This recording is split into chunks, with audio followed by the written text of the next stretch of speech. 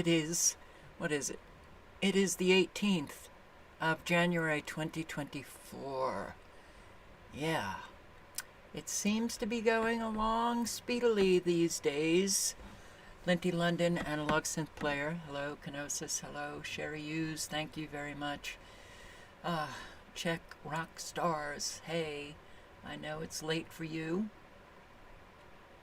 You're on an overnight bus from Prague to south part of Germany to see your lady love. Yeah. Thank you. Thank you, Justin. And who else? Rage Against the Machine. Michael Scott Carpenter. Silent Walk. Catherine Owens. Seeking You Shall Find. Patricia White. And Marty Lauderdale, thank you very much. Barb in Ohio, hello. Rick Yorkin, hi. Tom.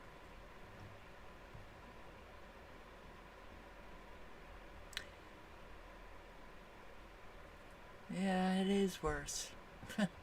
Jay Northrup, hi. Denise Martinez, hello. Oracle 11 SCDHL. Number 4. Justin Wynn, Yender 2, Ray Clay, and Killer Drums. Hi guys, Brenda Rose, hello. Well, I just learned from Czech rock stars that Germany had a pretty bad paralyzing snowfall, but it seems okay now. Yeah, they never stop spraying in these parts. Can't get a full day of sun for the life of us. Yeah, well, snowstorm leaves at least 14 dead in Tennessee as frigid temperatures and ice slams the Northeast. Still going on, guys. New Jersey is still suffering.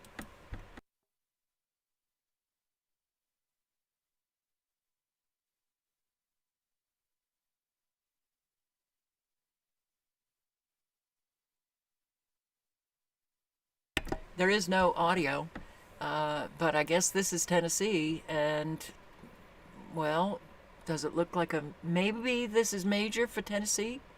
Nashville? I don't think so. But 14 dead. Linked to a storm system that blanketed the state in snow, sent temperatures plummeting as bitterly cold weather kept an icy grip Thursday.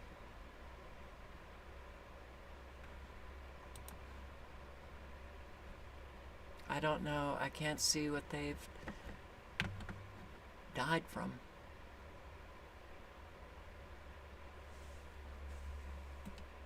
Wow. Power line fell on a parked car in northeastern Portland, killing 3 people and injuring a baby. That's in the Pacific Northwest, Oregon. Wow. So, I was sent this by a subscriber whom I'd like to thank. Super Soaker next week. Travis Herzog, your meteorologist in the Houston area. He writes, I'll be out the next few days, but before I head out, I want to raise your awareness about a rather wet weather pattern that looks to be developing next week. To be perfectly honest, I've never seen anything like this pattern develop in the month of January. A series of Pacific storms will carve out a rain-making machine. Well, you have that rain-making machine. It's called the Texas Weather Modification Association. Wow. Rain-making machine that could send multiple rounds of showers and thunderstorms through Texas for days on end. Great. Our latest forecast calls for 3 to 5 inches of rain. to be common Monday through Wednesday, but we're seeing output that's really raising eyebrows because it suggests we could see triple that range, 9 to 15 inches. In fact, we could be dealing with daily rain into the following weekend. Okie dokie. Well, Texas, look out.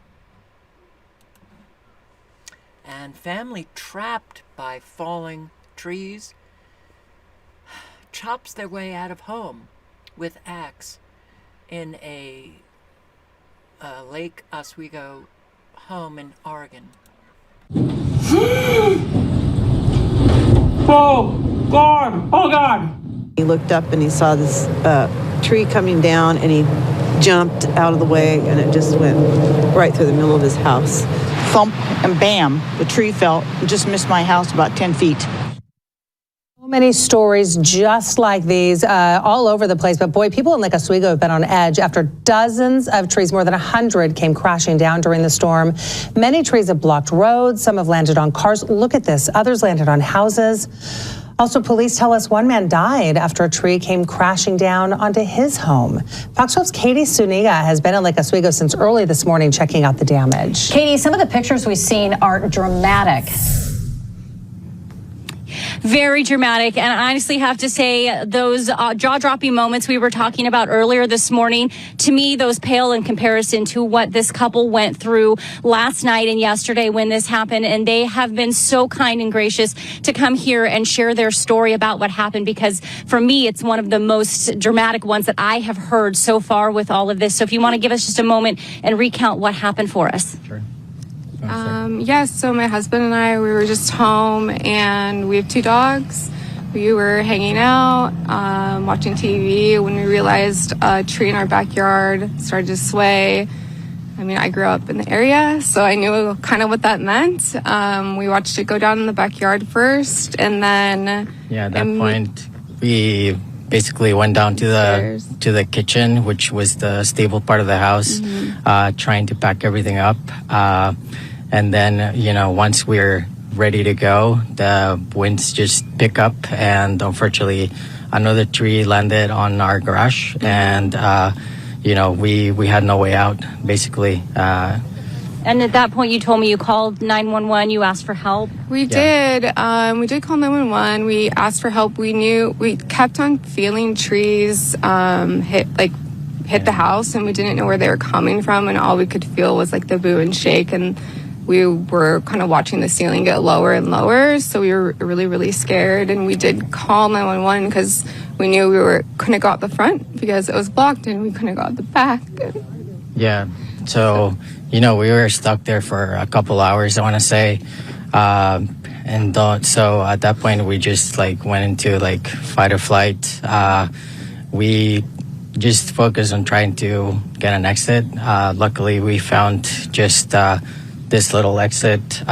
We had an axe in the garage, and we were able to just cut the few branches and clear the way, and luckily we were able to get out.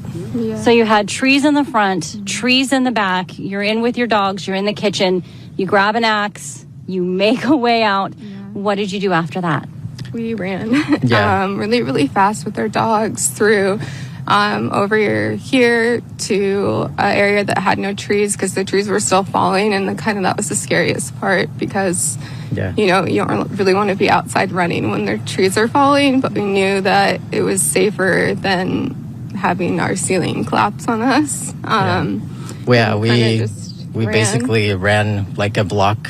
We saw this restaurant that was a brick building, clear from trees, and we luckily stayed there for, I want to say half an hour until our friends picked us up. Yeah, and just so that everybody knows, they ran because one of their cars is in the garage behind this tree that came down, and then the other one is behind us here in the midst of all of these trees. So not only did they have trees pinning them in the front and the back of their house, it took out both of their cars with no electricity. Did you have electricity at the time? No, it went out, and honestly, we could see trees falling on our neighbors' houses as well, and it's really scary because we were yelling for help, and we don't know if anyone heard us or we heard people, and it's just, Yeah.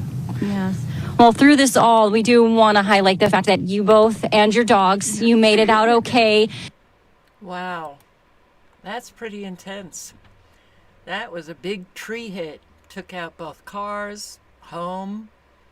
They were trapped in the home. Wow. Boy, oh boy. It is pretty intense what's happening.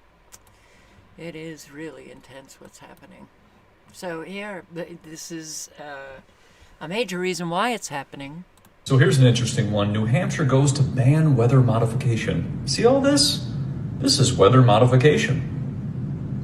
Dimming the sun. New Hampshire wants to get rid of weather modification and excessive microwave radiation. Remember the pandemic? Snow in Miami, 1977, caused by weather modification. National weather modification policies with 3 letter agencies involved. Documentary on weather modification called Frankenskies, one of the best ones you can watch with all the patents. Weather modification activities to be reported by the Commerce of NOAA. Owning the weather in 2025 U.S. Air Force. GE scientists cause snow to form in a cloud. General Electric. A weapon against the weather. See the theme here? Weather used as a weapon of war. 1977. He who controls the weather will control the world. So here's an interesting one. New Hampshire goes... Too bad people just don't seem to want to take a look at it, and I want to thank my subscriber for sending along these clips. Electric charger powered by diesel generator. We are the stupidest species on the planet.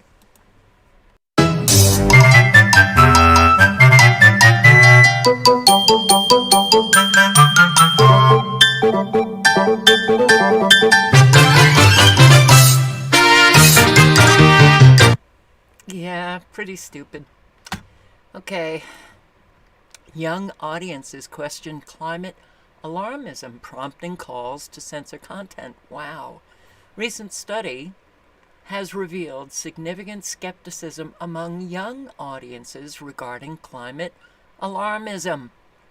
Maybe because they grew up in the era of the world's going to end in 15 years if we don't do something. We're not going to have any homes left. Sea, water rising. Oh my God, it's a horrible thing. But interesting is that the study was released on January 16 by the Center for Countering Digital Hate, a left-leaning organization that was sued by Elon Musk for allegedly engaging in a scare campaign to drive away adversaries,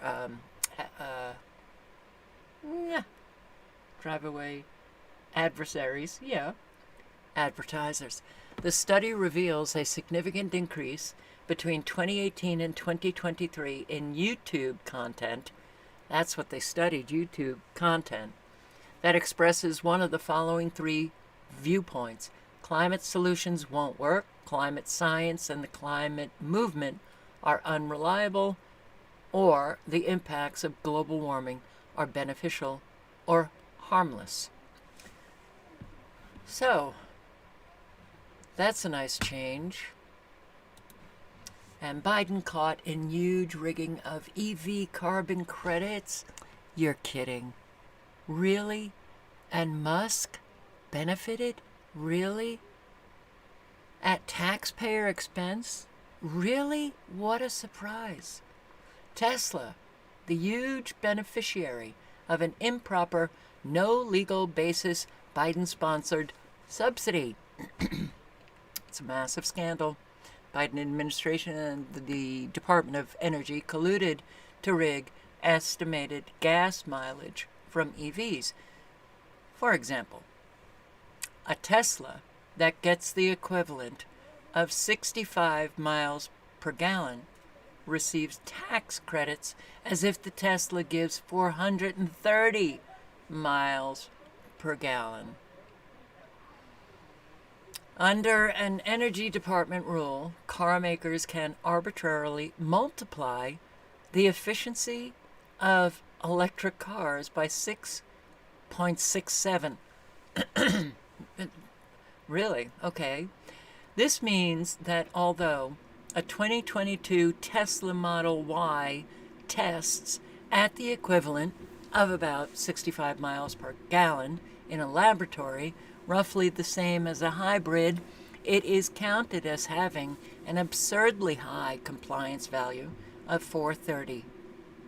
That number has no basis in reality or law. Okie dokie. This scandal is buried deep in the Federal Register on page 36,987 of volume 65. Go for it. Will Tesla have to return the unwanted gains or unwarranted gains? They certainly were wanted. We all know the answer to that. So, I did get this as an email. I just want to, Our food supplies are being turned off across the world using synthetic biology to turn off farmers' abilities to grow food. I've been a farmer for over a decade, and all of us are having great difficulties year by year, to the point now that our local food shed groups are now either closed or extremely limited in what they offer for sale. My perennials like blueberries, strawberries, raspberries, etc. do not produce now. Haven't for several years, as growing corn, cucumbers, etc. is problematic. You may notice chem fog in your areas where food growing centers are. CRISPR delivery systems. It is no coincidence that Bill Gates from hell is also now the largest farmland owner. And I will link below to Jamie's video, A Plain Truth, on CRISPR, the CRISPR technology. And that's what we got going in our friggin' foods.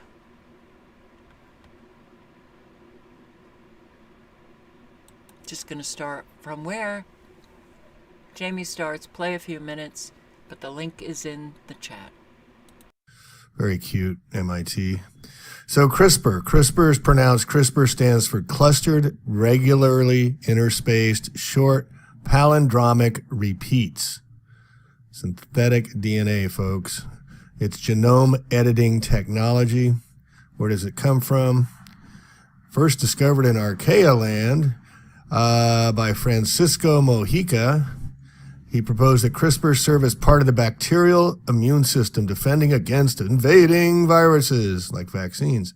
They consist of repeating sequence of genetic code interrupted by spacer sequences, remnants of genetic code from past invaders. The system serves as genetic memory that helps the cell detect and destroy invaders, called bacteriophage, when they return. So it's serving as a genetic memory. CRISPR spacer sequences are transcribed into short RNA sequences capable of guiding the system to matching the sequences of DNA. When the target DNA is found, Cas9, one of the enzymes produced by the CRISPR system, think artificial synthetic, binds to the DNA and cuts it, shutting the targeted gene off. What if they get the wrong gene? Using modified versions of Cas9, researchers can activate gene expression instead of cutting the DNA. How do they activate it? Is it wireless? These techniques allow researchers to study the gene's function. Research also suggests that CRISPR-Cas9 can be used to target and modify, quote, typos in the 3 billion letter sequence of the human genome in an effort to treat genetic disease. So there's 3 billion letter sequence, and they hope to modify a typo out of the 3 billion letter sequence. These are microscopic nanoparticulate DNA, folks. Look at how tiny they're talking. All right, how does the CRISPR compare to other genome editing? Since the CRISPR-Cas9 system itself is capable of cutting DNA strands, they do not need to be paired with separate cleaving enzymes as other tools do. They can also easily be matched with tailor-made, quote, guide RNA sequences. What's in them? Who programmed it?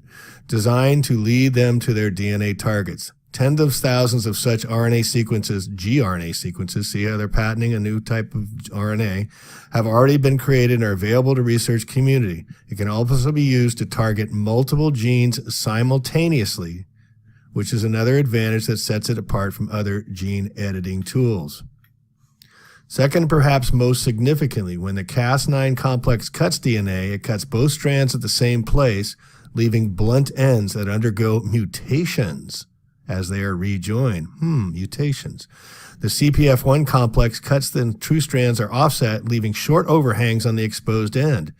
This is expected to help with precise insertion, allowing researchers to integrate a piece of DNA more efficiently and accurately. Whose DNA? It's still... Oh, this is what we're eating, guys. Okay? It's what we're eating now. Notice how fruits hardly ever go bad or take a really long time to brown to... Notice how you can't really find fruit that's ripe anymore. Yeah. We have an awful lot going on now. That's not good for any of us. It is poison.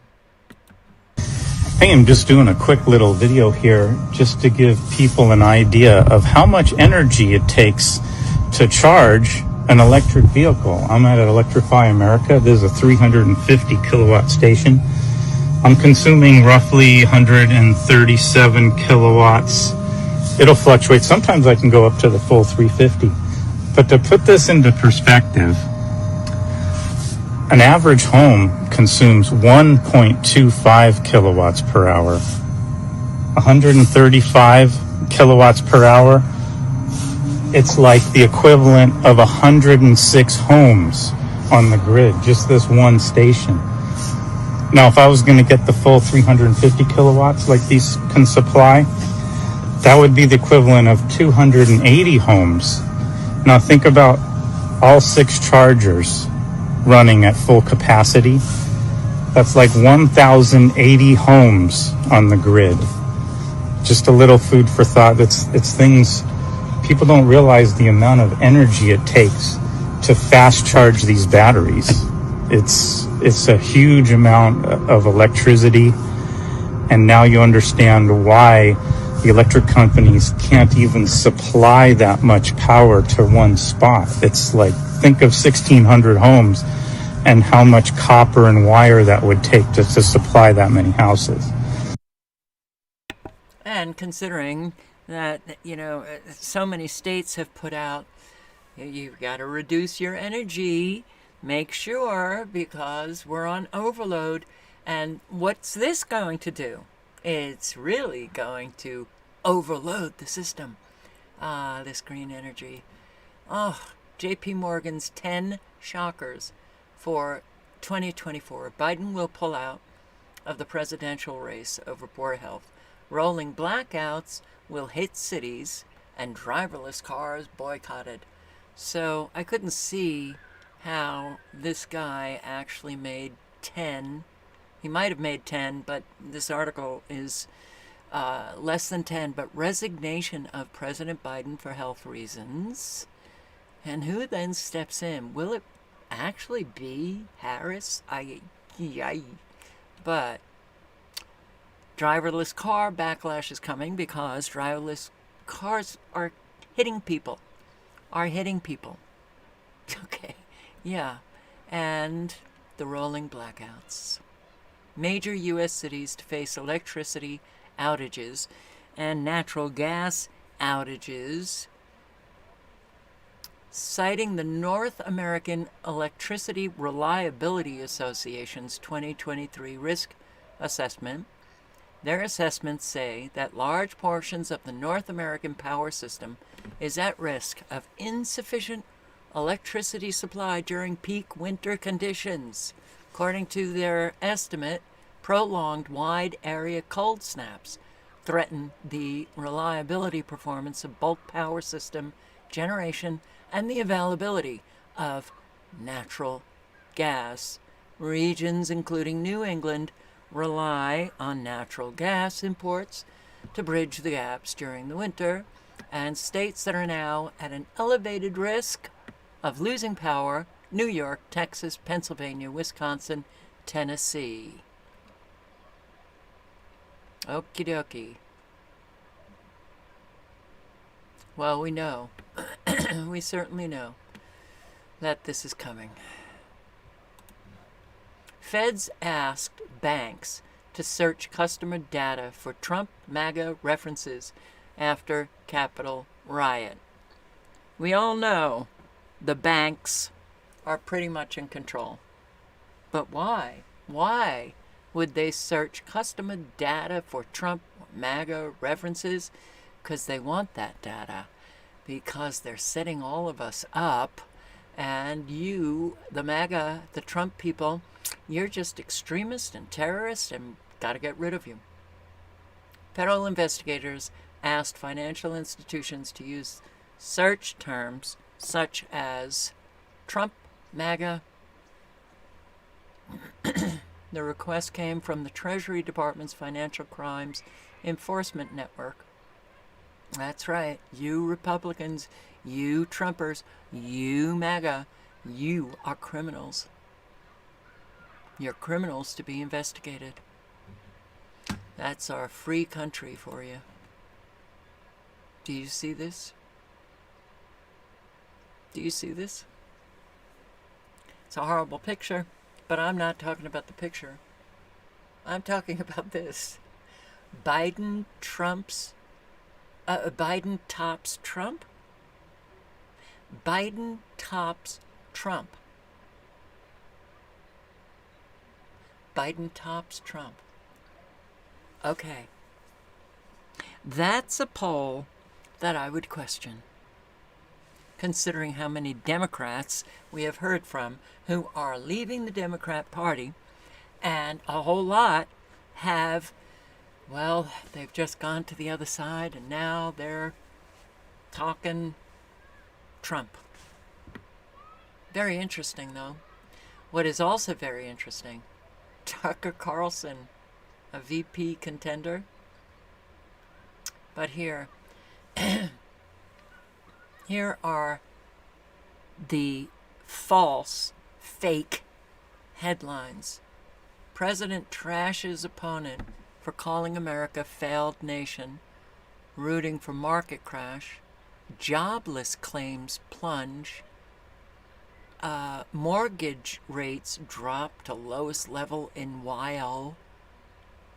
And a whole lot will look at this and go, oh, so the economy really is doing fine.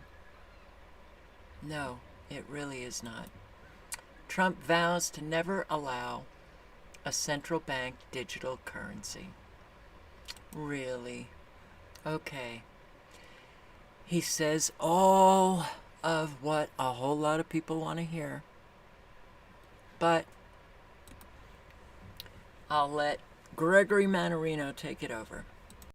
Bang! I'm like, this is big. This could be a lot bigger than we're being allowed to know. Again, talking about what we're allowed to know, the FDIC knows how many banks. There's hundreds and hundreds and hundreds of banks that are going to fail. But we're not, it's above our pay grade. It's privileged information, means some people are allowed to know, but not people like you and me who keep our cash into these institutions. Where's our loving, caring representatives? Oh, they're nowhere. Oh, yes, they're trying to come up with a stopgap measure so we don't shut down the government, so we can finance the Israel war, and we can finance the Ukraine war, and we could hit the Yemen, which we just did yet again here, in case you don't know. Thank you, Wisco. I appreciate that. Anyway, I want to talk about Donald Trump and this, what he's talking about, the central bank digital currencies, kind of following on the coattails of DeSantis, who brought this up, my goodness, early last year. Bravo to DeSantis. And again, I'm going to give Trump some kudos here, but he's missing the point. And he's playing politics, and it's very annoying to me. But we'll cover that in a second. With regard to the economic news today, so housing starts falling in December. Imagine my shock. Factory activity, again, it remains in contraction. It's not going to stop. It's only going to get worse. And I wrote here in my little notes to myself, is Yellen high? Is Yellen high on those magic mushrooms? Because I want you to hear what Yellen had to say. Are you ready?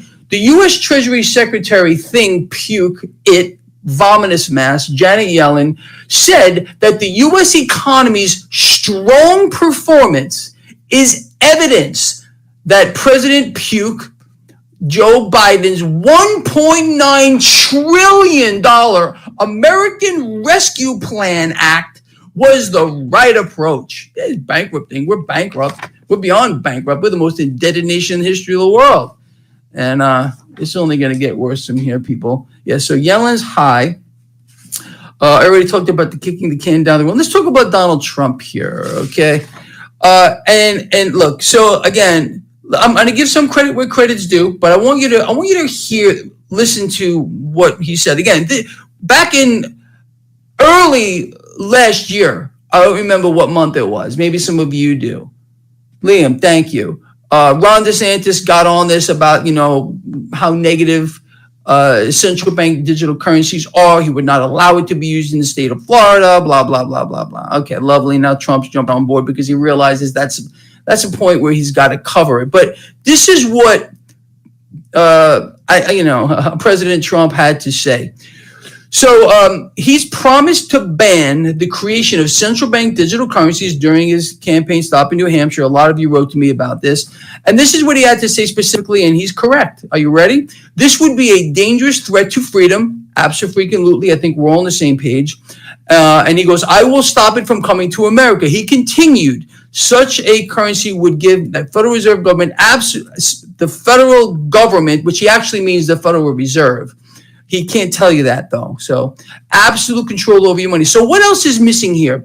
Besides him saying give the federal government, which he really means the Federal Reserve, because they control the monetary system. He can't say it. Again, that's a lie by omission. He should have said what is on his mind. But what's missing here? What's missing here is central bank digital currency or not, okay? What the man should have said was we need to take back the financial system from this private institution known as the Federal freaking Reserve. No more federal than Federal Express. We cannot be a free people anywhere in the world, okay? We're talking about here in America right now, but anywhere, unless we have a sound money system. If we are forced to live under the rulership of a central bank, for which he's calling federal government, which is a lie, okay? He knows what's going on here. He's not that stupid. Maybe he is. I don't know. It depends on your perspective.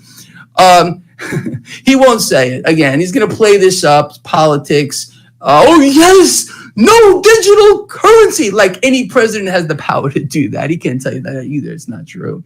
Doesn't have the power. No president does. No act of anything. Central banks are sovereign entities. They run the show. They will do what they want when they want. And they're going to have people beg for it. You understand? You know where this is going, of course, okay? They're dismantling the current system. It's coming apart at the seams. Okay, and it's going to get a lot worse here. They're going to bring the system down. I really think that we're going to see more of this in 24, and then it's really going to come down in 25. That doesn't mean the stock market's going to crash in 24, because it ain't, in my opinion. And we'll talk more about that in a moment. But anyway. All right, so I'll put the link in. You can watch the remainder, but in the beginning, he again talks about how fragile U.S. banks are. Get your money out, just leave enough to pay your bills, but they're going down. And Naomi Wolf writes, how long can I hate the guy who is doing everything I want? And I made a point and tonight to say, and he's talking about the central bank digital currency. Is it, how long can you hate the guy that is doing everything you want? Or how long can you hate the guy who is saying everything you want to hear? If anybody thinks Trump has more power over the Federal Reserve, they're very naive. Anybody who thinks that presidents actually have power is very naive at this point. We have already been taken over. So he's saying what people want to hear, and they go, yay, you got my vote. And then what happens? Oh, disappointment. I just want to remind everybody, Operation Warp Speed. A whole lot of people. Due to. Did he ever come out and acknowledge anyone who might have been harmed? No. He's still pushing it. 5G. He, as a dictator, gave telecommunication companies the power to put up those 5G structures wherever they wanted, usurping the power of local governments.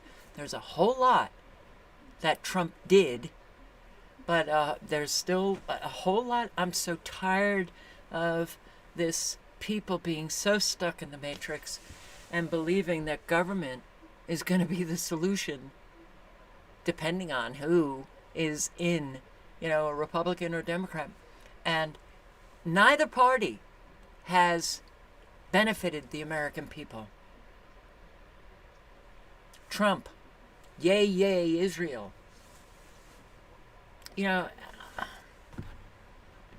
He's still saying that he never started a war. Oh my God. He lied about taking troops out of Syria and other places. That was a weird kind of time with Trump, because I was like, are you not hearing him? I'm removing the troops from Syria. Then a couple of days later, I'm sending 500 more troops to Syria. And it was so inconsistent that it blew my mind. But even trying to get that through to the awake, indoctrinated, still stuck in the matrix Republicans, they didn't want to hear it. Same as the Democrats, no different. And yeah, this is how fabulous our economy is. American Electric Power, 270 layoffs. Macy's, 2,350 layoffs, closing 5 stores. The Arena Group, 100. Passaic County Sheriff, New Jersey, 24 correctional officers. Behavior Interactive, 40. 62 in San Diego County. 45 Central Maine Healthcare. YouTube, 100. AI is taking over.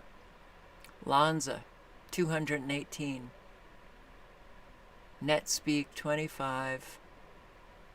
Thunderfold Group, 100. Red Deers, 100. 539 supplemental employees across the United States get booted from Stellantis. So much for that unbelievable strike for the auto workers. What did it get you? No job. Stellantis plans some 2,250 temporary layoffs. Yeah, the economy is great. And again, I just want to point out, I said this last night.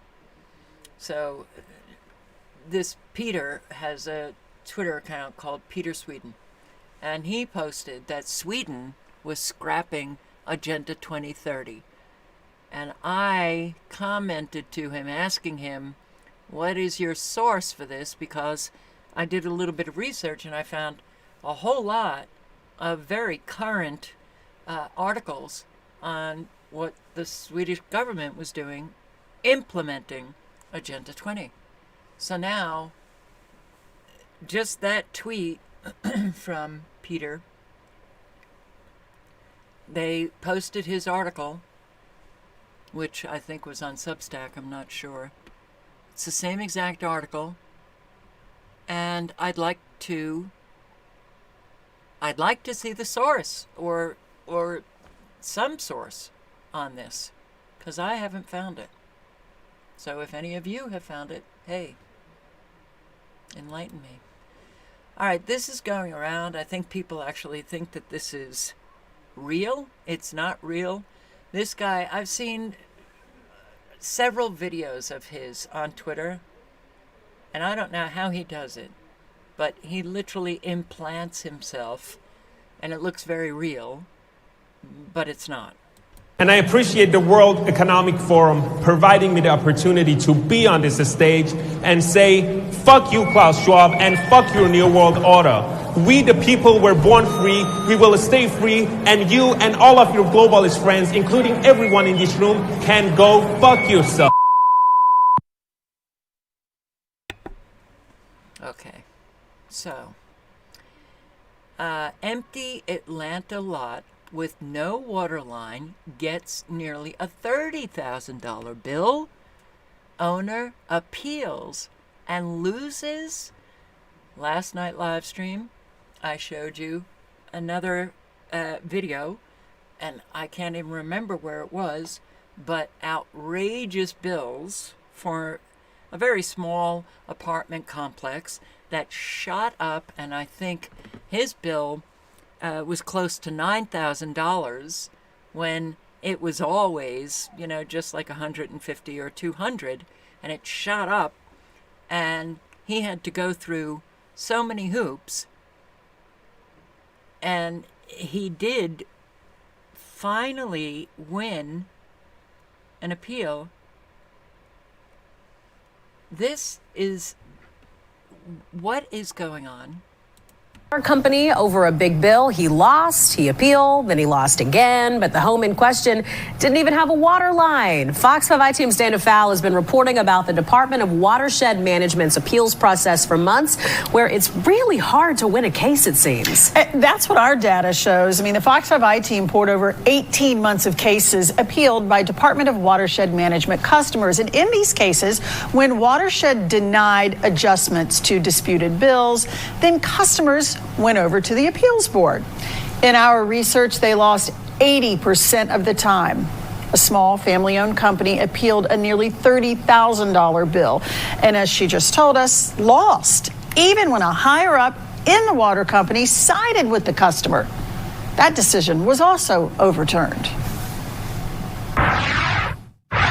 It was a kangaroo court, to be honest. That's how a frustrated business owner and Atlanta City taxpayer describes dealing with the Department of Watershed Management's appeals process. In an email to the higher-ups at DWM, Jeff Rawl of Revive Construction Group called the appeals board's decision to make him pay a nearly $30,000 water bill criminal. Let's go back to where this saga began, an empty lot in the city's East Lake community. We bought the land several years ago, and there was no home here. There was no water meter. Jeff Rawl has been building and renovating in the city of Atlanta for 20-plus years. He has a routine. I started my process. I ordered the water meter. Department of Watershed Management installed a standalone water meter October 4th, 2022. When that meter was installed, there wasn't even a foundation at that house. So there was nothing for them to connect to. It was 2 months before Revive Construction even began to build a home here. But before the dirt was even turned over, the water meter was apparently hard at work. 1 month after the water meter was installed, an $8,899 water bill arrived. That's more than 300,000 gallons of water in a single month. According to the EPA, the average family of four only uses 400 gallons. Bills for an empty lot with no connection to the water meter poured in at these numbers for 5 months, finally coming to almost $30,000. Department of Watershed Management sent someone out to take a look. The utility's own notes read, "Meter isn't connected to the house." It also said no leak was found. When the water meter was finally connected in February 2023 to the newly built home's plumbing, the water bills plummeted to $13.12. Still, Atlanta Watershed Management denied a bill readjustment. Revive Construction appealed. We never used water from our meter.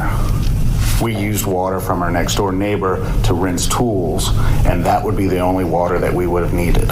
One board member said there are only 3 options here: use of water, loss of water, or theft. Because there's a period there when nobody is out there.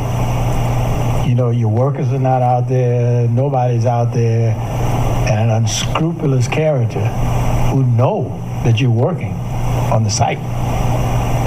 You know how people are? They seem to ask a lot of questions about theft, as if they felt I was somehow in the dead of the night connecting to this water meter, filling up buckets, 1 million gallons of water, and taking them somewhere. Again, he's being charged for using more than 1 million gallons of water.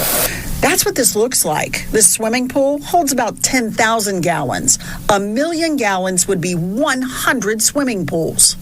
So over a 5-month period, this would be like someone sneaking onto this property every weekend and stealing 10 swimming pools worth of water. Somebody certainly would have seen that, right? So we asked the next door neighbor, did he see or hear anything? And he said no. In fact, he never even saw any sort of sign of a water leak, like standing water or soft soil. So we went directly across the street to another neighbor, the East Lake Golf Club. If 1 million gallons of water came anywhere near their manicured greens, that would set off alarms. The Fox 5i team called them. Did they see anything unusual? No. I think we would have noticed that. In a last-ditch effort, after nearly a year of communicating, the contractors appealed to a higher-up at the Department of Watershed Management, begged them to review the board's position. It was my Christmas miracle. In an email from the utility, it was admitted that the balance was from a water leak caused by the Department of Watershed Management. Once the leak was addressed, the corrected balance was $219.29. Big difference. But that relief was short-lived. I get a phone call from the Department of Watershed Management that they have escalated it to somebody higher up in the legal department and says, we will not honor that. A spokesperson for the utility told the Fox 5i team it was a mistake. The nearly $30,000 bill stands. I'm a fairly calm person by nature, but this has gotten me, I feel like it's extortion. Now, one board member, Roseanne Maltese, didn't seem happy with the decision to deny the bill readjustment. She even asked the city lawyer if the board could look at, quote, extenuating circumstances that could impact this situation. She was told no. In the end, she voted to deny a refund and did it, and again, I quote, very, very sadly, she said. Wow. Very sadly. She knows it's wrong, but she's going along with it. How many people do that? 30,000. And not even a house there. Okay. Is something wrong with our system? And these utility companies, these water companies, they are now behaving as if they're dictators. And they don't care. Charge for gas, but nothing in the tank. This woman is offering a warning to drivers about a possible meter creep investigation at a Valley gas station. Well, in fighting for what's right at the pump, our Giovanni Carrillo looked for answers as to what happened there and how this gas station is responding. You're being charged and you're not even pumping gas in your car. Andrea DeSerio says her roommate captured a possible meter creep incident on camera last Wednesday. The video shows the gas nozzle he was using wasn't pumping. It was out of his gas tank and placed against the meter. However, the meter keeps slowly charging him. He pumped up to the $20 that he was going to get. Now, how much of that was actually gas and how much of that was extra money that he would just, donating basically to this station? DeSerio's roommate, who declined to be interviewed for this story, then went inside the station, which is also a Green Valley grocery, to explain to a manager what happened. She said, there's nothing really I can do. He asked if he could put a bag maybe over the hose so that no one else used that. And she refused to give him a bag. She told the clerk to give him 25 cents so that he could just leave. It's not the first time this same gas station has come under scrutiny for possible pump creep. It keeps going, and we do not have the pump in. In 2017, Channel 13 reported on a similar situation at the station. Driver Emily Donald complained that she was a victim of ghost gas. The pump was still going and still charging us money. But there was no gas coming in. There was no gas. Be careful. Everywhere you go now. Gotta be careful. Look at this. I don't understand why this couldn't have been cleaned up. I don't get it. Hazardous debris at Yellow Cab's former headquarters concerns community, but look at this. Why couldn't they just get, like a dump truck or something in there to just clean it up? Randy Wallace, Fox 26 News. Yellow Cab headquarters in 5th Ward is now a wide-open, dangerous, debris-filled mess creating havoc. Fox 26's Randy Wallace shows us a neighbor no one would want. Years ago, this was Yellow Cab headquarters, 1406 Hayes Street. What it's turned into is much more than an eyesore, and residents are demanding action from City Hall. How long has this been going on? About 9 months. And it's only getting worse. I mean, obviously, this didn't happen overnight. This has been kind of an ongoing thing. Yeah, absolutely. I haven't been by here in months. It's kind of out of sight, out of mind. And so it's pretty crazy, isn't it, when you look at all those? Yeah, it is. I worked here for 15 years, and to see it like this is pretty sad. Mike Spears has been working to get the property sold. The holdup, environmental concerns. That process took a lot longer than expected. And right over here, there were like 20 dogs just eating at something. I don't know what they were eating at. Vagrants are living in the open buildings. There are mounds of old documentation belonging to Yellow Cab. Somebody should have all this boarded up where you and I shouldn't be able to walk around like this. Now, should we, beloved? Right. No, not at all. We've been trying to reach out to the owners. We've been trying to get, hold of people. We went by to a location just to find out that it was only a P.O. box. There was some remediation that had to take place, dig up some soil, dig up some tanks. But Spears says the state just gave the property the green light to be sold. District 8 City Council member Mario Castillo is aware of this huge mess. We've got a new mayor. We've got new city council people. This is a good opportunity to kind of... What? All right, so digging up soil, as a paint shop or whatever, they're making sure that, it's not toxic. But they have furniture, bags of garbage. Are you not, am I like losing my mind? That the owners certainly should have cleaned up that mess, or why is it so difficult to clean up that mess? Is everything, literally everything, breaking down now? I think it is. I think it is. Here, another. Oh my God, a renter gets all of, well, just listen, but whether you're a renter or you're an owner, mistakes are being made and nobody seems accountable for the mistakes. But everything, including even homes being demolished when people are on vacation. Oops, sorry, it was the wrong address. Yeah, I played that video, but that's just an example. That's going on with more people. And here, mistakes with SWAT raids, mistakes with evicting people and going into their apartments and literally throwing out everything that they own. Oh, sorry, wrong apartment. But nobody seems to be made whole. Well, you can't be made whole when somebody goes into your apartment, throws out everything, and all of what was sentimental to you is gone. That you're never going to be made whole of. But what is going on? Are these mistakes, or is this kind of like a purposeful, thing happening to Americans so that you will never, ever feel secure ever again?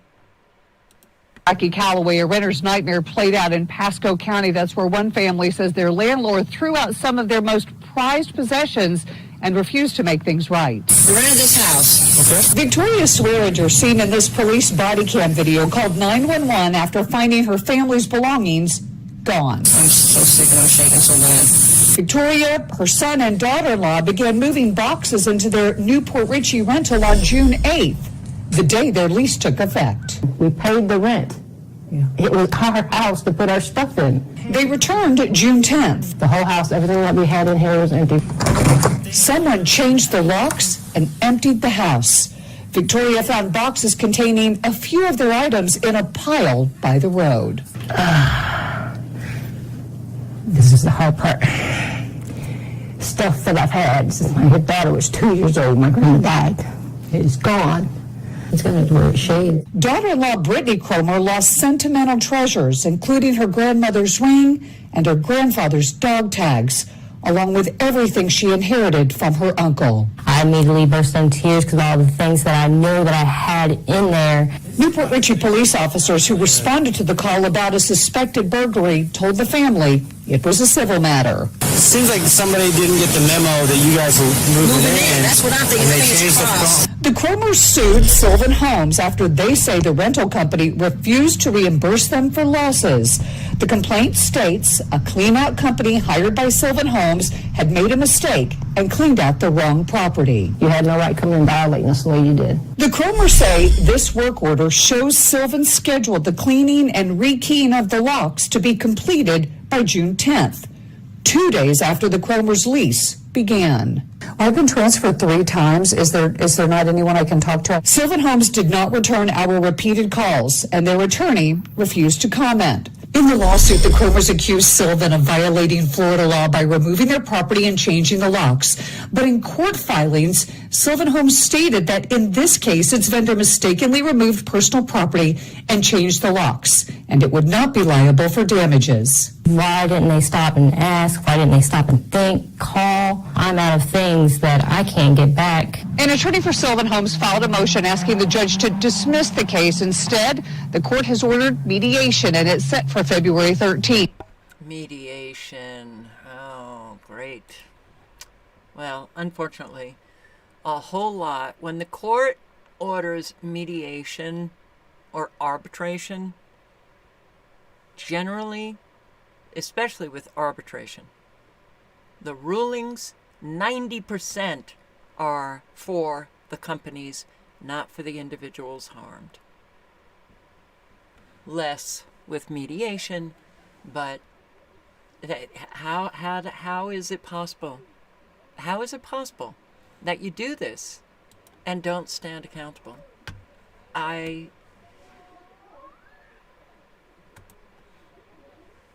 Scheduled to close at 8 o'clock this morning, but given the weather, the county decided to keep some of them open until noon. But here we are, it's 5 o'clock, like you mentioned. It's 34 degrees, it's cold and icy, and the streets of downtown Portland are now filled with homeless people left searching for a dry place to go. As ice coats the streets of Portland, homeless people use paths of cardboard to get around. I mean, it sucks, it's cold. This man was staying at a warming center. It closed Wednesday morning. They just said it was time to go and kicked us out. So I had the idea to come here and light things on fire.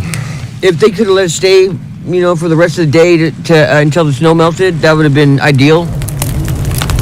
Some left the emergency shelters with new supplies. Tent, sleeping bag, 1 MRE, and a tarp. Those only go so far. Quite literally, it's illegal to camp, so what's the point? Every time I have a tent, it gets stolen anyway, so I don't really care. Since Friday, 4 people have died in Portland from suspected hypothermia and another in Tigard. One of those deaths is a woman who spent time at Blanchet House. I mean, I don't even know what to say to that. Somebody dying because, they're freezing to death. That's kind of scary. In Northeast Portland, this church caught fire early Sunday. That's crazy. And you could see fire probably 3 feet, 3 stories tall. We're told 2 pastors lived there. They lived upstairs. They both died in the fire. Reggie, who's homeless and stayed there from time to time, did all he could to save them. For a while, these hands were strong, but they failed when the time came. We both tried. We couldn't get to them. How is it? There's literal ice on the streets, on the sidewalks, and you close down warming centers. How does that work? Something wrong here? Something's very wrong with our country. Very wrong. And it reflects all of us. Here, deed theft is common in Georgia. Deed theft. I only owed them a few dollars. Nothing brings light to this Ellenwood home quite like Eric Clark. Paperwork back and forward. He's been the owner of the DeKalb County property for 20 years. Okay. Until now. He said that he was the new owner. Littered on the table, documents detailed the dilemma. July 2022, a real estate agent left a letter on Eric's front door stating this property has been foreclosed and purchased by Ace Homes, LLC. Call to discuss. Records appear to show he took out a second mortgage loan on the home. He never made payments, forcing it to default, leading to the foreclosure. But Eric never paid it because he says it was not him, claiming the second mortgage loan has his signature forged. I've never had a second mortgage, just the bottom line. And I'm no fool, I know right from wrong. Eric filed multiple DeKalb County police reports alleging this is fraud. The 56-year-old described to police, quote, fake documents to steal his house, citing the realtor Mehboob Omar wrongfully has the deed to his home. Well, I've been stressed out. I had to speak to a psychiatrist. I was just lost in the shuffle. Right now in DeKalb State Court, he's in a legal fight. It's not his only battle. Putting your mask on. Kidney failure. Due to a bad bout of COVID, Eric requires dialysis 3 times a week. But it beats dying, so anything beats dying. A DeKalb County judge issued this in the sick father's case. Claim of wrongful foreclosure is not a defense to dispossessory proceeding, meaning even if Eric believes there was fraud, if he does not pay the rent to the new homeowner, they have the right to evict him while he's fighting a civil case. The retiree is not alone. My house literally was stolen. Fair housing advocate John Fisher told Atlanta City Council in a September 5th meeting he's uncertain how, but someone wrongfully obtained the deed to his home too, saying there are hundreds of similar but unrelated cases, all a part of a pattern. The issue is out of control. Across the metro. They're creating documents that do not exist in the form of a foreclosure deed or a power of the deed in the process without any proof. Do you feel helpless in those kind of situations? We really do. Douglas County Clerk of Superior and State Court, Annetta Danley Stembridge. Our hands are really tied. Under current Georgia law, clerks like Stembridge cannot require IDs from people when they come into the clerk's office to file deeds, liens, or any other type of property paperwork. We cannot question what people file. So it's the honor system. Simply put, anyone can file documents on your home as long as the paper appears to be legitimate and filled out. We have to accept it. Steinbridge recalls times families show up to the office only to learn their home is no longer theirs. It is a horrible feeling. And just to see, the looks on their faces and, like that's that whole family's inheritance, gone down the drain. It's why some Georgia clerks want state law to change, require identification to file any property paperwork. No IDs. You can't. No ID. Well, it's discriminatory. It's racist, I guess. It's racist. So anybody can file on your own home, and you don't have to prove that you are who you are, who you claim to be.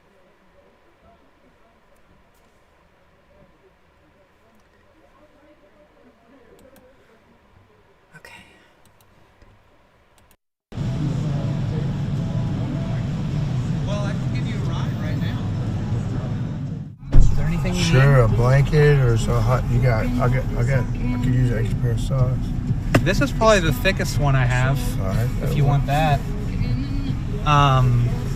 Or if you need a couple. Yeah, all the basics, blankets, sleeping bags, hand warmers, protein shakes, hats, gloves, socks, things to help people shelter in place throughout this cold spell. Got these thick, like Titans hats. Man, that'll be perfect, brother. Yeah? Yeah, and if you don't mind, just a protein shake if you got one. Yeah, absolutely. You know, people who are poor and people who are homeless are getting hit the hardest. You know, branches of the public library have been closed, which is an essential day shelter for our friends on the street. We got hand warmers, socks. No, I'm not worried about the weather because it's winter time. Yeah, it's all good though. I mean, thank God for people that try to help people in the street, you know. That's a blessing, you know. That's a real blessing though. Well, I'll walk you out there just to make sure it's okay. They're gonna let me back in, okay. Yeah. I mean, well, you should have never left. It's pretty good. People are hurting. And a whole lot of people can help. So, I hope my subscribers are doing just that. That'd be nice. That'd be nice. Here. God. Oh, wow. We are probably one of the last generations of Homo sapiens, because in the coming generations, we will learn how to engineer bodies and brains and minds. Now, how exactly will the future masters of the planet look like? This will be decided by the people who own the data. Now, why is data so important? It's important because we've reached the point when we can hack not just computers, we can hack human beings and other organisms. Now, what do you need in order to hack a human being? You need two things. You need a lot of computing power, and you need a lot of data, especially biometric data.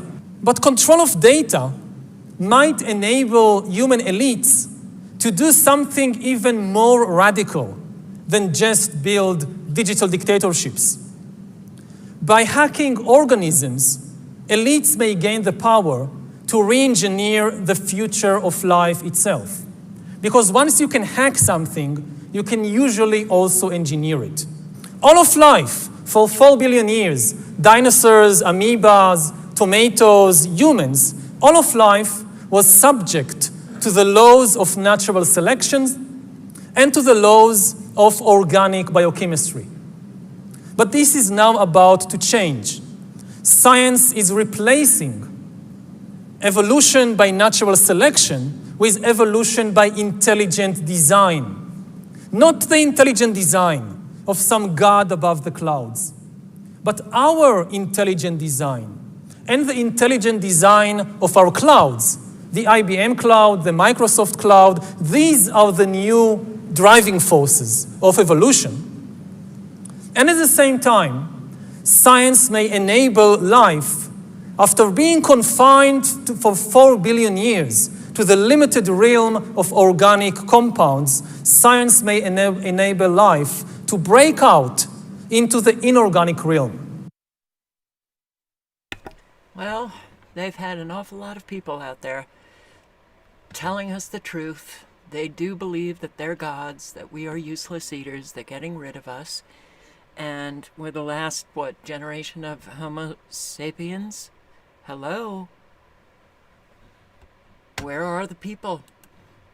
Now, yeah, despite intense opposition from neighbors, it appears Highline United Methodist Church will proceed with its homeless day shelter in Burien, which is in Washington.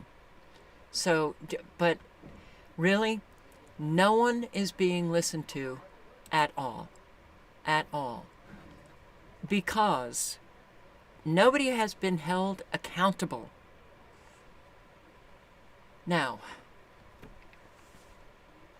Have some people been held accountable? Yes. But Americans on the whole hold no one accountable for any of their bad behavior, immoral behavior, their abject disrespect for what the community wants, and they get away with it over and over and over again. We are a part of this dance. And if people can't see that, and obviously a whole lot of the awake can't see it when they attack me for even saying it, then nothing will ever get accomplished. That's good. Resources. Can you imagine what we're feeling right now having this in our backyard? You are inviting people into our neighborhoods that absolutely are going to be stealing from our local grocery stores. There's no level of enough. You guys are just going to push more and more because you feel virtuous doing it. And that might be your job, and maybe that saves the financially failing church in a dilapidated building. It doesn't fix my neighborhood. Are there going to be background checks performed? We are not planning to do background checks. So the people that have nefarious intent, are they going to get ID? Nope. Over a third of the people that show up for the shelter are Burien residents. How do you know I that? don't believe that for a minute. I don't either. How do you know that? You're not verifying their identification? Do you live in this neighborhood right here? I do not. What area do you live in? I live just off of Pacific Highway. In Des Moines? Des Moines? So you have no connection to this neighborhood other than your job here. So you wouldn't be affected at night when you're trying to sleep like we are. So that makes it much easier for you to make that decision because you aren't going to be affected after you go home. Do your kids play in the front yard? Mine can at my house. My grandsons can't come over anymore. I don't know of anybody who lets their kids play in the front yard unattended. Are you kidding me? Are you kidding me? And while you're okay with the fact that I can't have my kids play in my front yard, I'm not okay with it. Unless you bring in highly qualified professionals, you failed. You're not going to phase these guys. What are you going to do when your first overdose happens on site? When your neighbors' houses get broken into? And by the way, I want you all to know here, you have electeds here. You have a city council member here, and your city manager is here. You make sure you hold these people responsible for people like this. What can we do to facilitate this not happening? Well, I can share with you that it has already gone through the process and it has already received approval from council in December of last year. So there has been a change. So it's already been approved, and yet they're having these community meetings as if they're going to disapprove it. The whole community, that's a small group. It's a much bigger community. The whole community should be there. Council, but the vote has already been taken. You want to help people? That's fine. Everybody here wants to help people. But if you're going to help a person, that person needs to meet you halfway. They need to do 50% of the help, you provide the other 50%. The people that this place is going to attract, and DESC attracts, are people who do not want the help. They're not ready for the help. Despite the pushback, you guys are still moving forward? There's always pushback on things that help people who need the help. All right, you heard everyone loud and clear, just to make sure. Yeah. How could I miss it? And I don't know how we're going to proceed as a whole council, but having transparency is going to be key between the church and residents and neighboring businesses. And look at this official in the community. Look how this guy treats other people. What is your name, sir? Need to clear the room, please. Meeting is over. Are you fit? Please clear the room, please. Meeting is over. Are you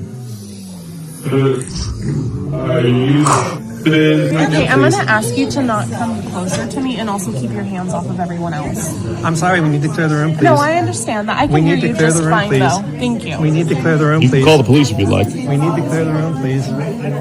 Who is this guy? Room, please. This is August 1. What's his name? August. August? to clear the room, please. Sir, don't touch me again. We need to clear the room, please. The moment you touch me, you're going to have some issues with law enforcement. Because I'll call. That's all I'm saying. Go for it. We need to clear Sir, don't touch me again. Is something wrong with people? You know, I see in the comments section from guys who say, oh, the spanking is coming, that I'm spanking them. You know what? There's a whole lot of incredibly immature adults you just saw on that video. You need to clear the room, please. And just walking, you know, like right up against people. And yeah, no one is spanking anybody, but people really are getting frustrated with the immature, childlike behavior of adults. And there's an awful lot of them. Grow up. The tyrant mayor of the city of Killeen. This was sent to me by a subscriber whom I'd like to thank. Let's see if it will play. You're going to shut everyone up just to silence those 5 or 6 people. That's a discriminatory purpose. You cannot discriminate based on the content of someone's speech. You can't, Madam Mayor, when somebody's up here during public comments, interrupt them. Read Chapter 551 of the Government Code. This is public comment period, not Debbie Nash King Communist period. Okay? Mr. Boyd, you're not even supposed to be speaking during public comments. There's case law on this. This is public comments. You are not members of the public. None of you are. You're members of the city council. And I know you know this because I sent you the email with the case law on this issue. I noticed you're not trying to shut me up, but everyone else you were interrupting during their comments. You need to take a real deep look inside, because each and every one of you are either the problem or you're enabling the problem. And the problem is you, Madam Mayor, and your tyrant Cagle there, who think that you can just lord over these people and do whatever you want without having to worry about consequences. The consequences are going to come, and it's going to be in the ballot box. And by the way, I saw your signs out there to open carry. Just want to let you know I am concealed carrying. People know I'm armed. So what? Doesn't change who I am. Doesn't make me more or less dangerous. Do you feel safer? Does it make you feel better? Because you go and tell people in the media. You see, we can't come and talk about these things if you get rid of public comments, the kinds of things that you're doing that aren't on the agenda. You want to determine what we care about, not us. And when somebody comes up here and they're speaking about something on the agenda, Madam Mayor, you don't get to tell them how they discussed their beliefs on an agenda item. You don't get to do that. I see y'all looking at the clock. I'll tell you what, I'm going to give you 27 seconds. Thank you. Cameron Cochran. Councilmember Boyd. Go ahead. Go ahead. Thank you, Madam Mayor, for acknowledging me. And I'm going to speak because I'm permitted to. No, you're not. I got the right to do that. So I, point of order, I'm speaking. You're not allowed to under 551 of the Government Code. Mr. Cochran. Dr. Cochran to you. Mr. Cochran, he does have the opportunity. No, he does not during public comments. Well, we're going to take a 5-minute break. I wonder if there's any town council meetings that go well anymore. Don't think so. Hear the dog tied up outside. Man, okay. God. Okay. Coming back at you again. This time it's about migrants again, man. These migrants, they're something else, man. It's a beautiful life we're having. But, there was a migrant went to a city council meeting in Chicago and told a lady that no more money for you. You guys are lazy. Now, I can't make this stuff up. I can't make it up. It's on the internet. I can't make it up. He told her, no more money for you. No more money for you. and you guys are lazy. That's what he told a lady in America. Wow.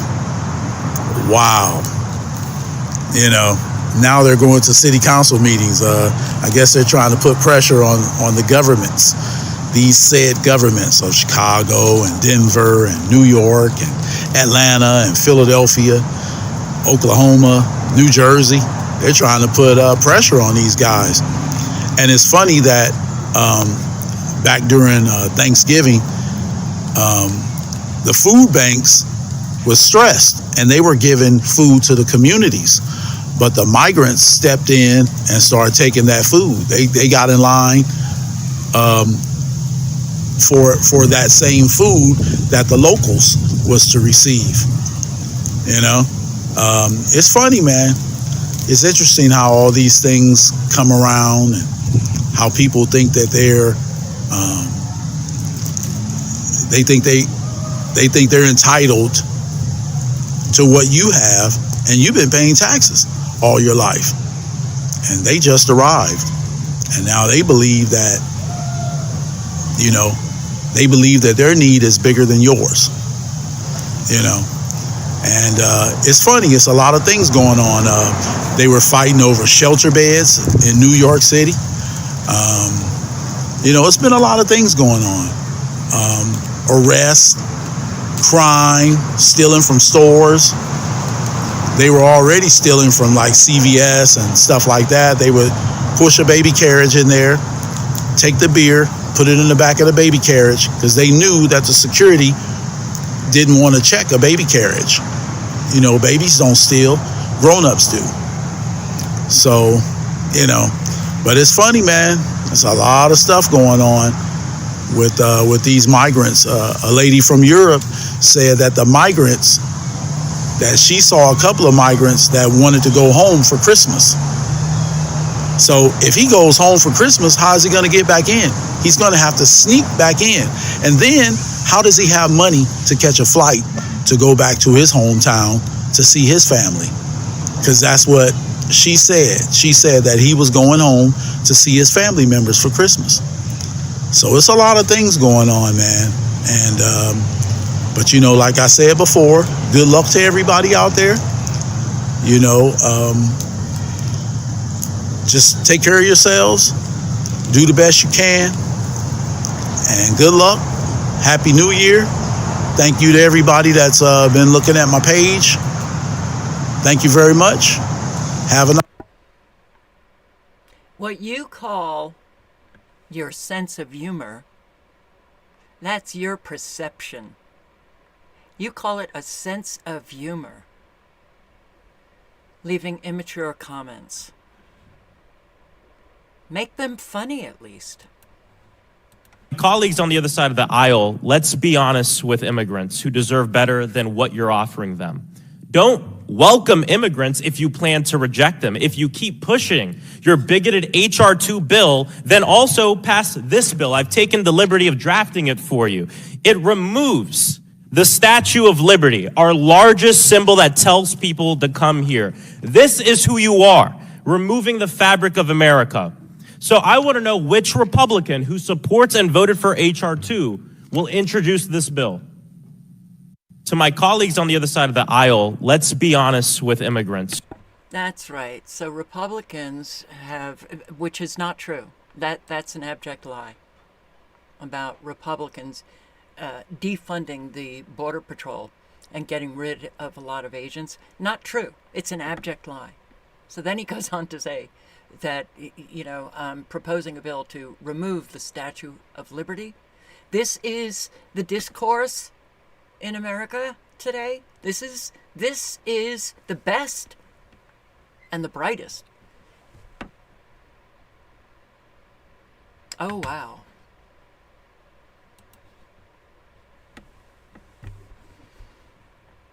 And more and more and more lies. You repeating this false claim that Republicans voted to reduce the number of...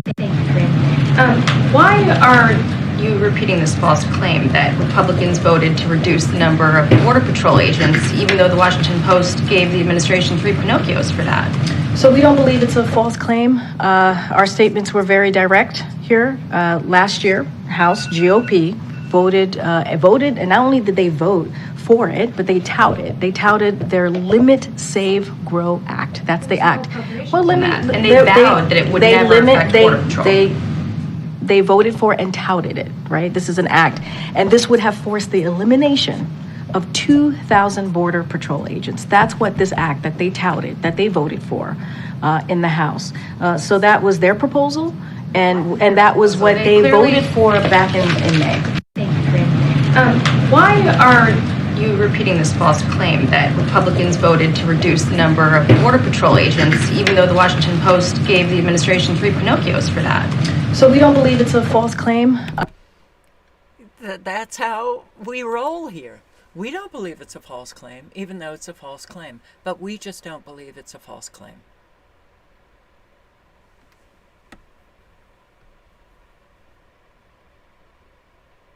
Nothing is going to get better until the collective improves themselves individually. Eagle Pass, Texas, illegal migrants apprehended. Where? Well, we know that Texas has booted out the Border Patrol in a state park or federal park or whatever, and has sent in the Texas National Guard, ostensibly to stop migrants from entering. They're just entering like 15 miles down or something in another place.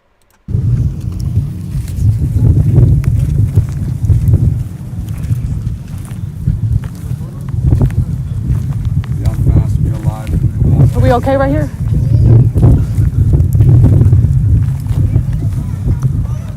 Hi guys, we're in Eagle Pass, Texas.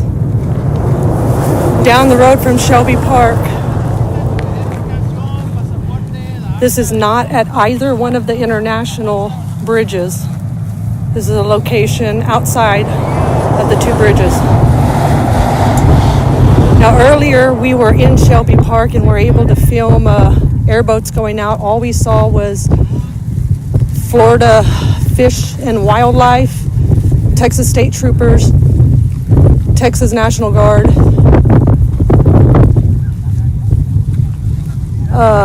Border Patrol was not out there, but they are here.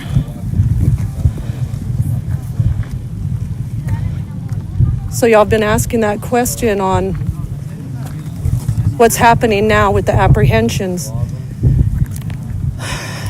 It looks like it's still the same. They might have just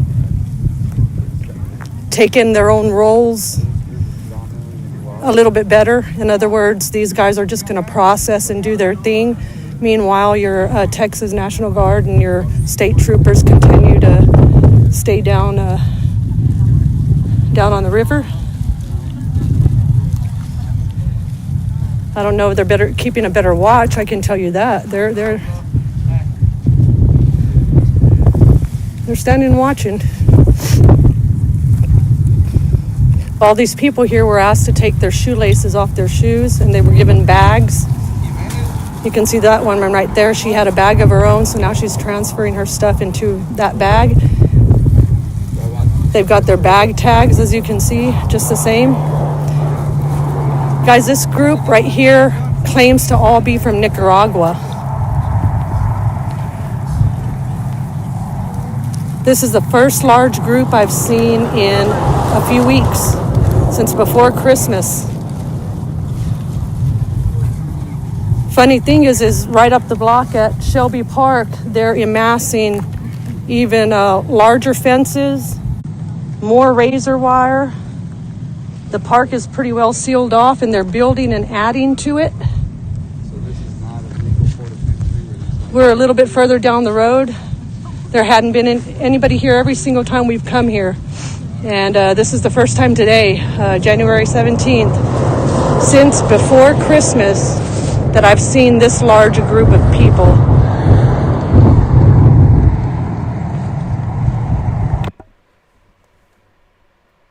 Wow.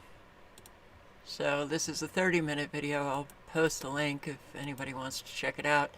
But yeah, when they say, and mainstream media says, well, Texas has sent in the National Guard, not allowing Border Patrol agents in, and yeah, that's gonna die fast. But you gotta look into things. No, they're still coming through. They're still coming through. Family of woman killed by illegal immigrant files $100 million lawsuit against Biden administration. And look at this. I mean, it is really just amazing. This is a daily occurrence with so many migrants in this country. My God. Denver hospital system may collapse due to migrant crisis. We are turning down patients. And you know who they're turning down? Residents. Citizens. Not the migrants. Not the migrants. And this is pretty amazing. This man is looking for his nearly 6-year-old son in San Antonio in some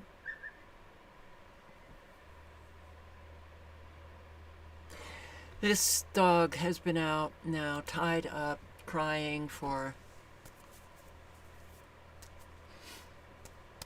pretty much my entire time doing this live. That really stresses me out. Doesn't care. And it is really hard to live stress every single day and maintain. I do my best. So,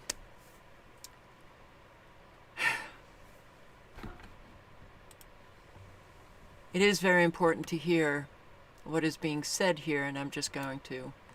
He's looking for his son Brandon.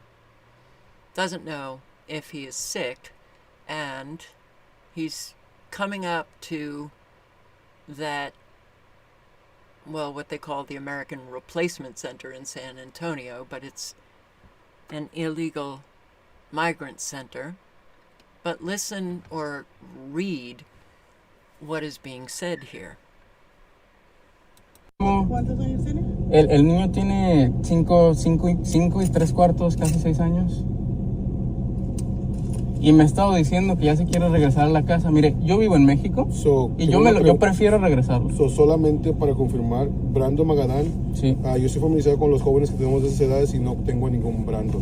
¿Seguro que es este albergue? Pues según esto aquí estaba, pero ¿dónde más pueden tenerlo?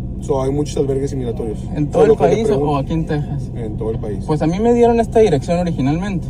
Entonces yo por eso vine aquí, según que aquí estaba, porque de aquí me estaban hablando, supuestamente. Ok, mire, ahorita los manejantes de casos no están. Yo hablo con uno de los supervisores de ellos para que se puedan contactar con usted. ¿Cómo se llama el supervisor o qué? Usted, ya no hay nadie más que pueda saber. Nosotros somos los que estamos aquí ahorita, somos los supervisores. Ay, señor, pero... Es que la información de los clientes es privada. Así como, por ejemplo... pero no son clientes, es mi niño. Sí, pero eso es lo que voy. Digamos que su niño estuviera aquí. Ok. Pues me dijeron si viniera alguien a preguntar informes, da el mismo nombre de su hijo, sin yo poder confirmar, yo no puedo dar esa información porque necesito confirmar que haya una relación. Ellos tienen que checar actas de nacimiento, que haya el nombre de usted, que estén los documentos del niño para poder darle la información esa. Aquí el proceso que nosotros llevamos es legal. A mí una cosa que me ha preocupado mucho es que yo he visto mucho en las noticias que los niños se están perdiendo. So we have these child camps all over the country. The father thought that this was the only one. So, the whole country or just Texas? The whole country. We don't know where your children are. A whole lot are missing. Children missing. Oof. Texas floating barrier can stay. Now it can stay, the court rules.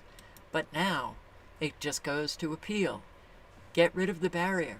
Federal government says no. State government says yes. Oh, the fight goes on. How about enforcing immigration law? See, Texas is part of the dance. You know, it's bullshit, is what it is. Enforce immigration law. Denver to resume kicking migrant families with kids out of shelters after stay expires. Doesn't matter how cold it is. Do you think these people are going to get pissed after they've been encouraged to come across the border? Going to resume booting migrant families with kids out of shelters if they stay too long. That was an older policy that was suspended for the winter cold, but now the Johnson administration says shelter space is just too limited. So starting next, Denver's going to allow migrant families with kids to stay in city-run facilities for 42 days. That's up from the previous limit of 37 days. The city says it's also going to go back to strictly enforcing rules on who qualifies to be in a city-run shelter. Migrants must have what's known as an A number. It's an alien registration number. It just means that they've checked in with the feds. The federal government knows that they're here. And they must arrive in Denver within 30 days of crossing the border. Starting February 5th, people who don't meet those qualifications will be discharged from the city's shelters. Denver is currently sheltering nearly 4,500 migrants, and Mayor Mike Johnson has estimated the city will spend $180 million on that sheltering effort this year. The mayor's repeatedly called on the federal government to provide additional funding and to change the rules for work authorization so that migrants can go to work legally sooner. Yeah, and there's so many jobs out there for them. And Texas has an awful lot of crime. But the crime is really exploding in our country. Friends escape during armed home invasion in Austin. It's almost like a scene out of a movie. It's almost like a scene out of a movie. And there were 3 guys, 2 of them with masks, completely masked up. I came in, locked the door, and locked the front door.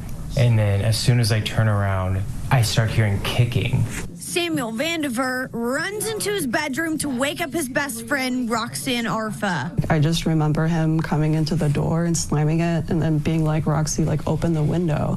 And I remember not being able to open it because I was like asleep, shocked, and also was a little stuck. Panicking, Vandiver acts quickly. I just started punching through the window in there, and I pulled her out and we ran. But the men made their way into the apartment. I think they thought that we were someone else. I don't know, because the way they came in was not really worth some laptops. Abraham Rodriguez was arrested and charged with 2 counts of aggravated robbery, possession of a controlled substance, and unlawful carrying of a weapon, because Rodriguez is a felon. At the time of the incident, he was on deferred adjudication. The other men involved in the crime haven't been caught yet. There are definitely people involved that have not been caught, and who knows?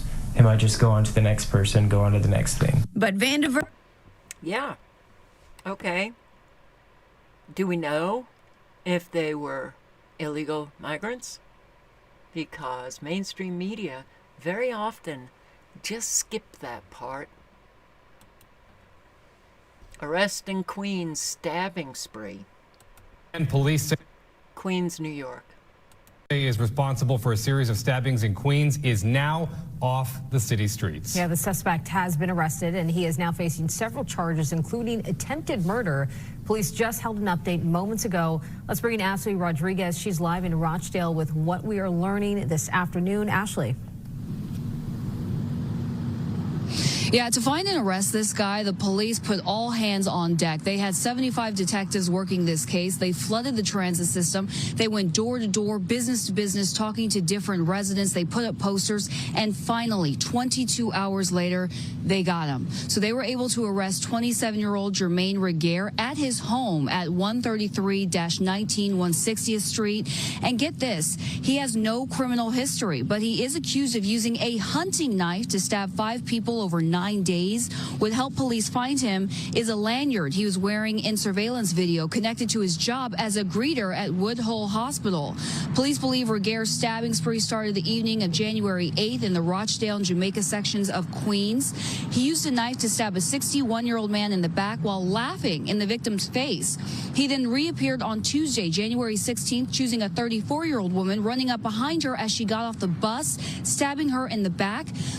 And she told police he appeared to be talking to himself, speaking gibberish, and ended up stabbing a bodega window. Then Wednesday morning, a double stabbing around 7:30 on Guy Brewer Boulevard. Police say he stabbed a 74-year-old man and a 41-year-old man before taking off and disappearing again.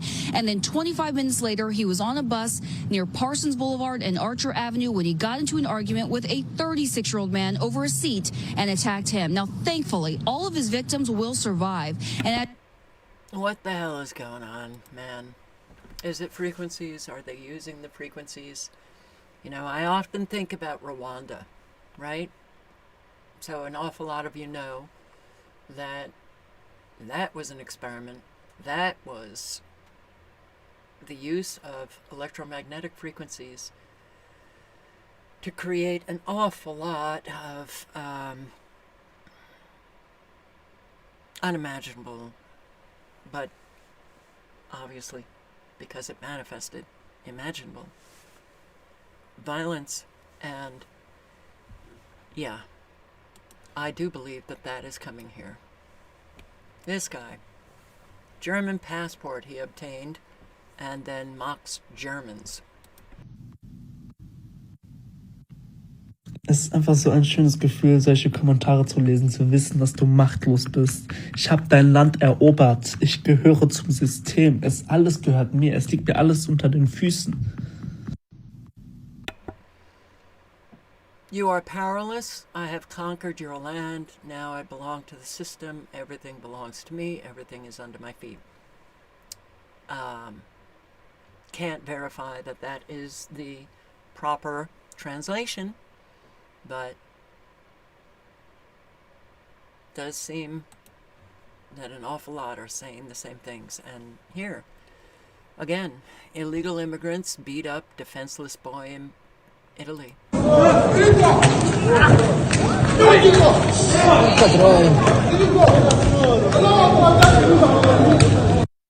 It's hard to watch.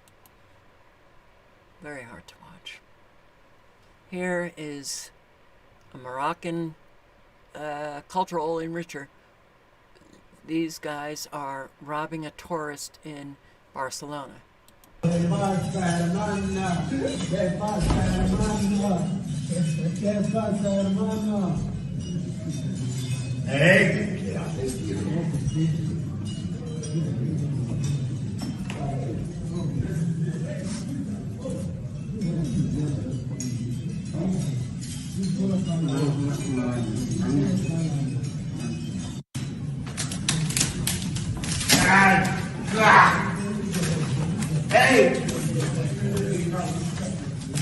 Get out of here.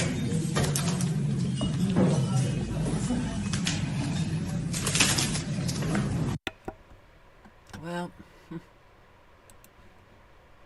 this woman sums it up. Migrants are not always respectful of the locals.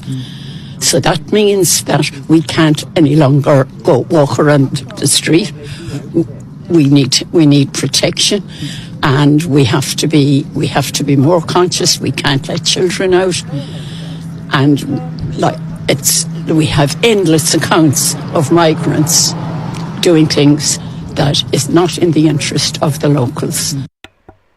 Not in the interest of the locals. And that is true wherever you are in a Western country. And what she's saying is you've got to be more conscious, aware of what is happening in your communities.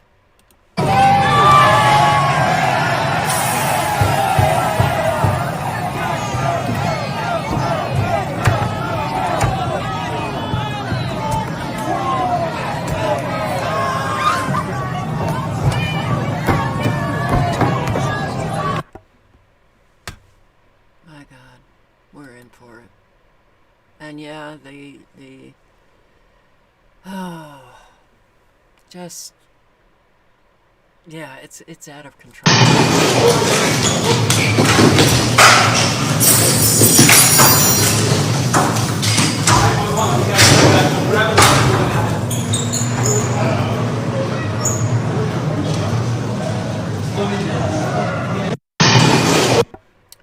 Security doesn't seem to be up to par. How about a family, Fort Worth, Texas? He was just delivering firewood. Scott Jackson was generous and reliable, a doting grandfather, and the kind of dad who danced to make his daughter blush. I would be like, Dad, you're so embarrassing. And I wish I could just tell him that so bad. Like, just embarrass me one more time, annoy me one more time. Like, just bug me. Balloons and a picture now rest in the yard where her father died. Jackson was delivering firewood Saturday to this man, who asked to remain anonymous. As we're loading up the wheelbarrow, this random guy shows up and gets directly in my face, confronts me and accuses me of being on his property, being in his house, and he never wants to see us again. They say they asked the naked man, later identified by police as Crisantis Amandi, to leave so they could all get out of the cold. According to an arrest warrant, that's when the 27-year-old grabbed a piece of firewood and hit Jackson in the head before turning toward the other man. When he was pursuing me and attacking me, I was looking at death in the face. He escaped and called 911. Court documents indicate Amandi returned to an Airbnb down the street where he'd rented a single room. A tenant staying in a different room told police Amandi, still naked and yelling threats, then tried to force his way into her room. Police arrived and say they tased the 27-year-old after he refused to follow their commands. He took somebody that I'll never be able to call, I'll never be able to see again. And I just want my dad to get the justice that he deserves because he went out in a very bad way. De Leon says she's torn over how harsh the penalty should be. Oh, man. Wow. Well, I'll link below to this video of this man who is talking about Gainesville, Florida, but cities, how things are not getting better and they're getting far worse. In a different way. I mean, maybe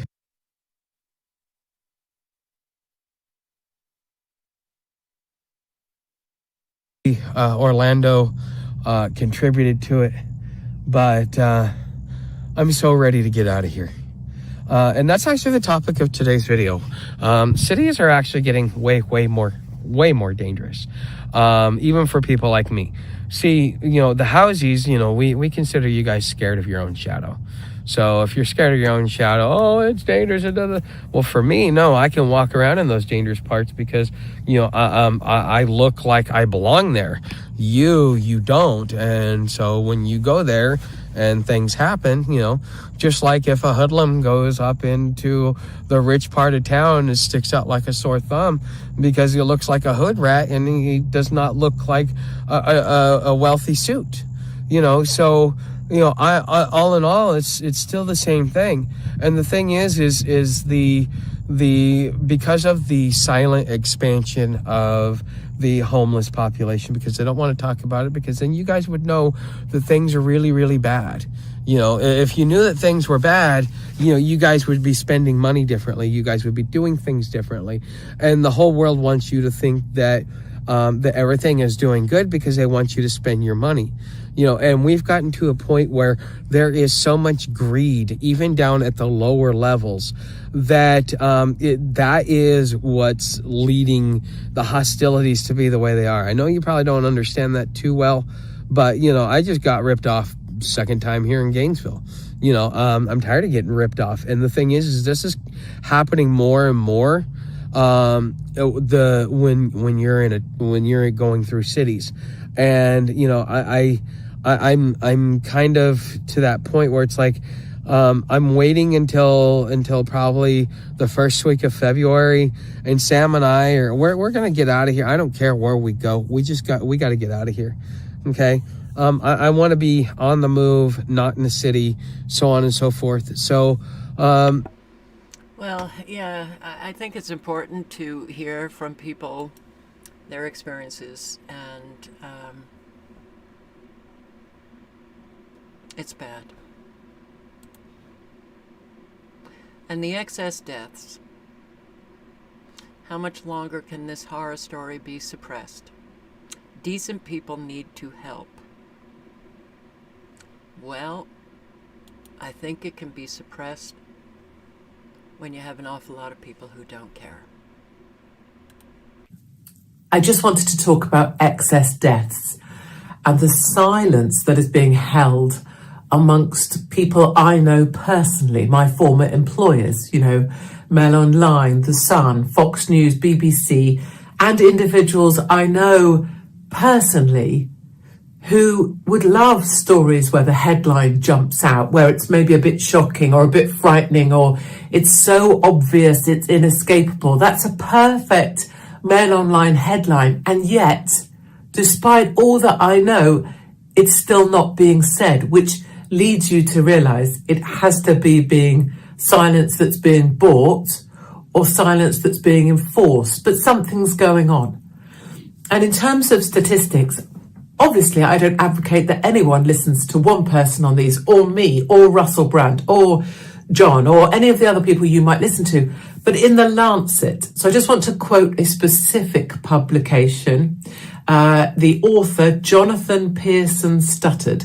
That's the author of the paper, Excess Mortality in England, so just England, post-COVID-19 pandemic, implications for secondary prevention. But if you go to Lancet, do excess mortality, this is by a guy, JPS, Jonathan Pearson stuttered. So it goes through very clearly, and there are 7 data points, which I'd just like to go through as they are written, but just drawing out the main part of each of the 7 points. And the first is, in the first para, that statistically, no matter what your observation method or your mechanism, what group or organization you belong to, roughly the results are coming up as the same, which is that excess deaths that are above those which should be expected. And even if you look at 5 years worth of excess deaths now, deaths that shouldn't be happening, are way higher, and inexplicably so. And that's continuous mortality investigation, that's whether you're looking at this Office for National Statistics, wherever. It's basically trying to reach a point of agreement that says something strange is going on with the number of people that are dying off. Well, isn't that true? Isn't it strange what we are living? Isn't it kind of surreal? Like, so many people are dying, so many people are getting destroyed. We see behaviors in people that we've never seen before. Try to have, a conversation with people, and,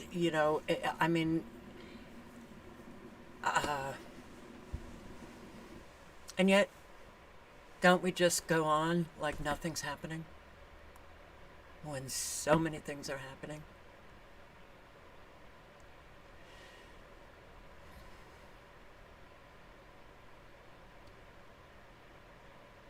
I really do hope that the drop in fertility has been going on for years, decades. Forever flowers. It has been going on for decades. So the overpopulation narrative is a joke.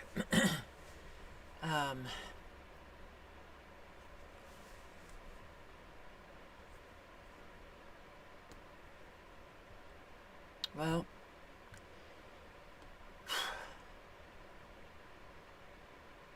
live honestly, speak honestly, reestablish trust. Help those in your community. If you know people are hurting, extend yourself. Don't wait to be asked. Extend yourself. And do the best that you can every single day. As far as I'm concerned, that is our responsibility as humans. So, on that note, I say, stay safe, awareness. Good night, good luck, ciao.